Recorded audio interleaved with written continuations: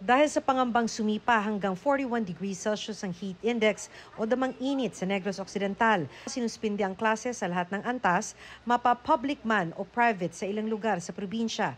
Sa paralang ito naman sa Manila, nagpwesto na ng mga water dispenser na may malamig na tubig at tiniyak na gumagana lahat ng electric fan.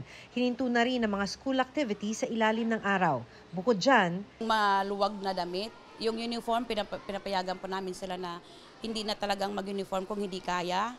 Kasi yung uniform medyo mainit at yung mga bata, uneasy na po sila. Halos hindi mo na makuha ang attention nila dahil nga pinagpapawisan na, maya-maya iinom tapos iihi na po sila. Sabi ng Pag-asa, iinit pang lalo.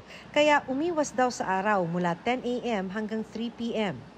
Walang threshold o itinakdang temperatura ang Department of Education para magsuspinde ng face-to-face classes. Pero kung sa assessment ng school head ay hindi makakapag-aral ng maayos o delikado na ang init, maaari nang gumamit ng alternative delivery modes. We put full trust in our school heads na they come up with very logical and wise decisions pagdating sa mga suspension sa ganyan at hindi indiscriminate suspension lang.